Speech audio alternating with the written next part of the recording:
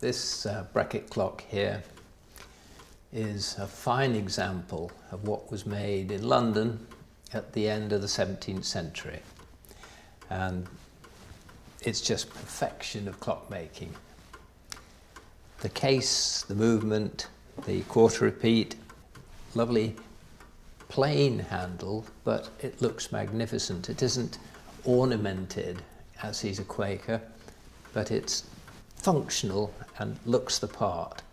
And then these lovely flowers in the mounts, complicated, again, leaves, all interlocking, beautiful casting, very, very thin and wasting no materials. The fret on the stiles of the door, here it is on the 3 side of the door, and it's all ready with the polished area for the keyhole to be cut through. And that has been done obviously on the other side. And the keyhole fret itself, all ready to guard the edge of the stile of the door from clumsy people scratching the door with the key.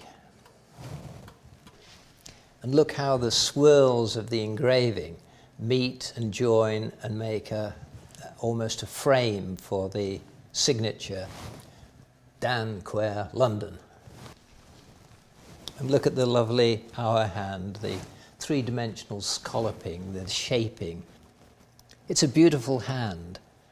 It's 3-dimensional in these areas, and it's been made out of steel and then hardened and tempered and blued, and this is over 350 years old.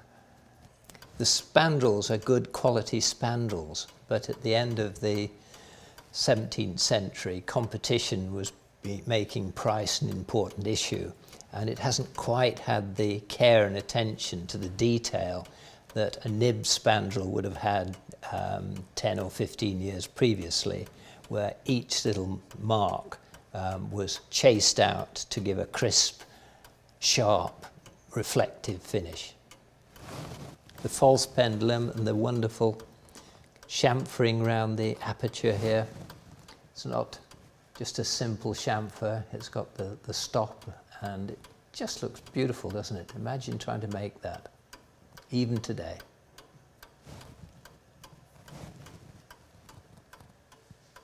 It all blends into a beautiful, complete design. So look at the wonderful engraving on this back plate.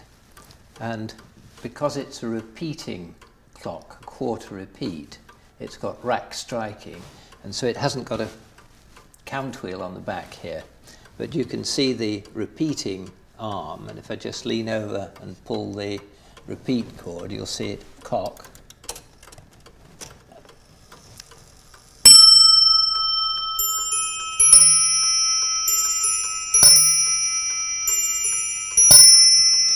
So bong for 1 o'clock, and then the chimes 3 times, 1:15 in the morning.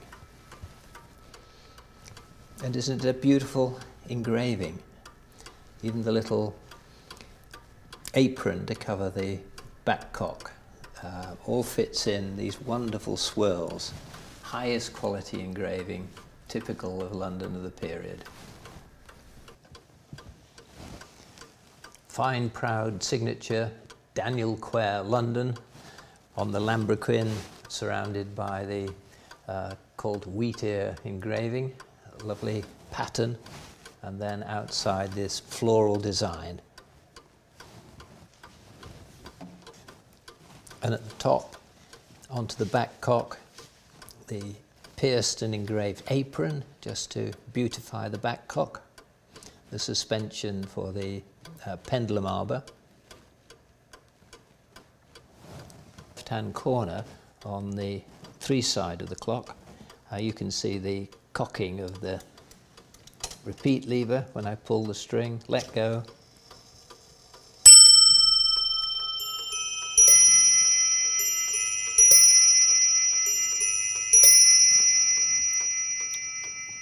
Also, it's obviously meant as a travelling clock because it's got these lovely strong brackets holding the movement in. And there are 4 of these holding the back plate so that it would travel well even if it was not upright all the time.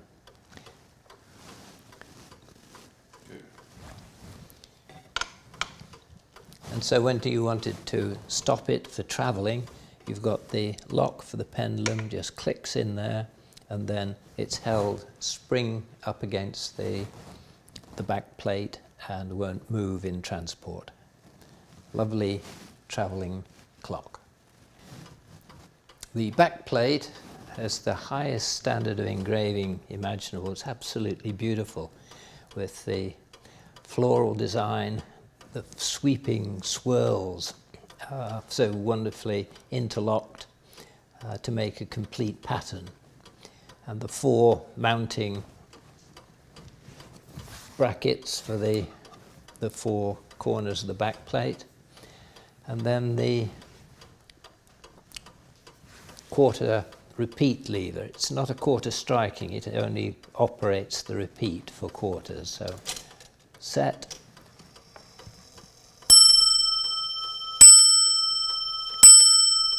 3 o'clock,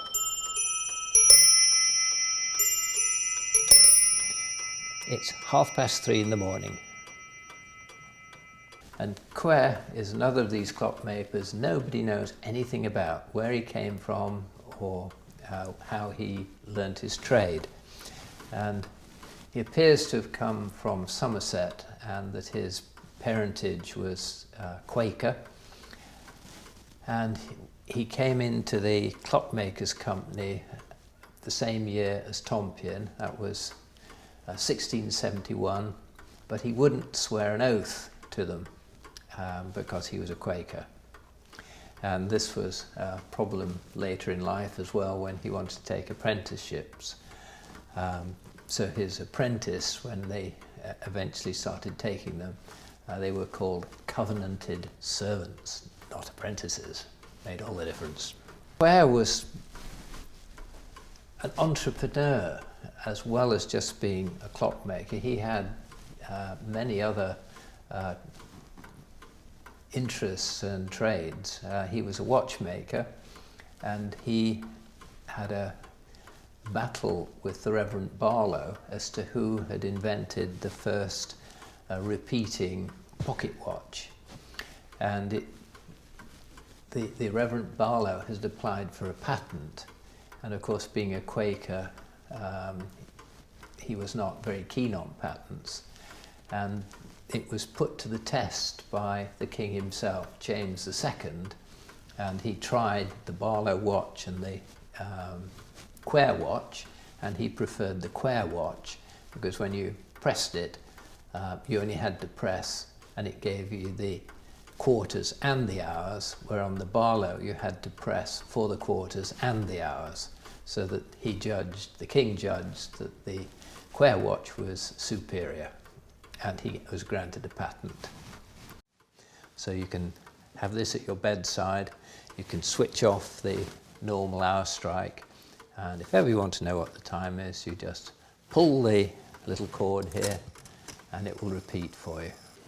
So it's 3:30 in the morning when you pull the string to get the time in the dark. So you pull it. 1, 2, 3.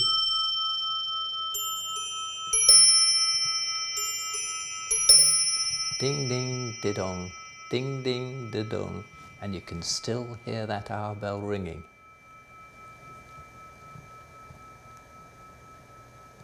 So the movement on the 3 side of the clock appears to be the quarter striking, driven by the fusee in the chain, but of course it's not. The fusee and the chain are driving the movement. When the string is pulled, then you cock the spring, and the spring gives the energy to drive the quarter striking. Here we go.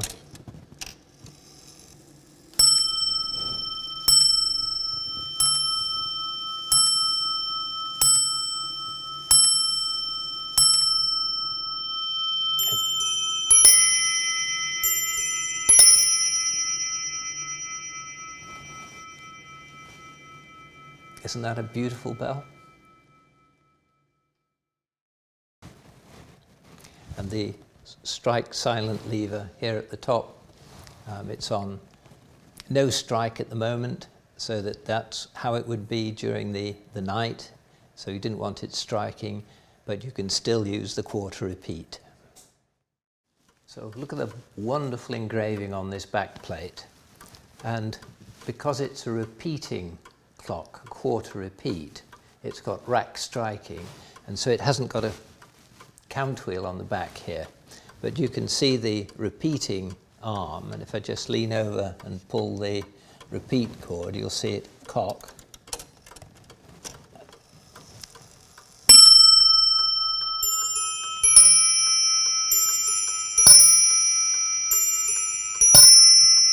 So bong for 1 o'clock, and then the chimes 3 times, 1:15 in the morning. And isn't it a beautiful engraving?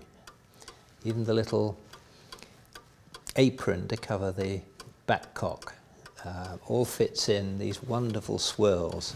Highest quality engraving, typical of London of the period. Fine, proud signature, Daniel Quare, London, on the lambrequin, surrounded by the called wheat ear engraving, a lovely pattern, and then outside this floral design. And so when you wanted to stop it for travelling, you've got the lock for the pendulum, just clicks in there, and then it's held spring up against the back plate and won't move in transport. Lovely travelling